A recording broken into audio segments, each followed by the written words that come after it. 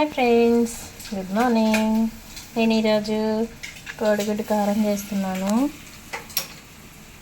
ఉల్లిపాయ పచ్చిమిర్చి కట్ చేసి పెట్టుకున్నాను. ఎగ్స్ ఉడకబెట్టుకొని ఇలా ఆయిల్లో ఫ్రై చేసుకొని పక్కకు తీసేసుకుంటాను. ఇలా ఫ్రై చేసుకోవాలి, గోల్డెన్ కలర్లోకి వచ్చేదాకా తీసి పక్కన పెట్టుకున్నాం. అవి తీసి పక్కన పెట్టుకున్నాను. ఇందులోనే కొంచెం ఆయిల్ వేస్తున్నా కర్రీకి.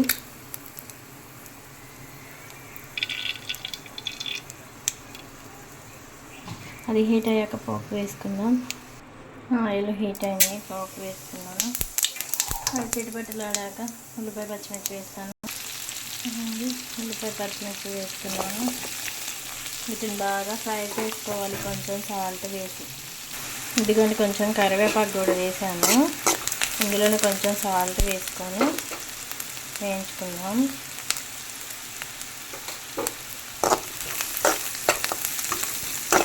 కొంచెం వేగాక పసుపు వేసుకుందాం. పసుపు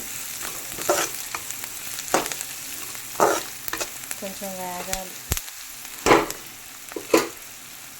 ఇదిగోండి, కొంచెం ఫ్రై అయ్యాయి. ఇప్పుడు ఇందులో పసుపు వేసుకుందాం.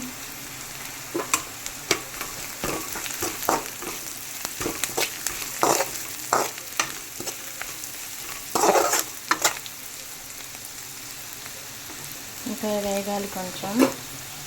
ఇదిగోండి, ఇలా ఫ్రై అయితే చాలు, ఇంకా మళ్ళీ మాడిపోతాయి బాగా. ఇందులో ఇప్పుడు మనం ఫ్రై చేసి పెట్టుకున్న ఎగ్స్ వేస్తాం. ఇంకా కారం వేసుకున్నాము. ఎల్లిపాయ కారం అయినా వేసుకోవచ్చు. నేనైతే సాంబార్ కారం వేస్తాను. ఎల్లిపాయ కారం అయినా వేసుకోవచ్చండి. చాలా సింపుల్గా టేస్టీగా ఉంటుంది. మాకు తెలుసులేండి అంటారేమో, తెలియని వాళ్ళ కోసమేనండి. బ్యాచిలర్స్ ఉంటారు కదా, చాలా సింపుల్గా తొందరగా చేసుకోవాలంటే ఇలా ఒకసారి ట్రై చేయండి. చాలా బాగుంటుందండి.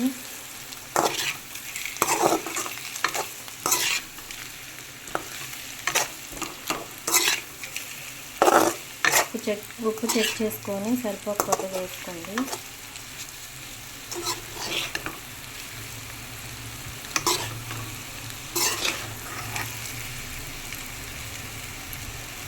అంతేనండి, చాలా టేస్టీగా ఉంది. Simple tasty curry.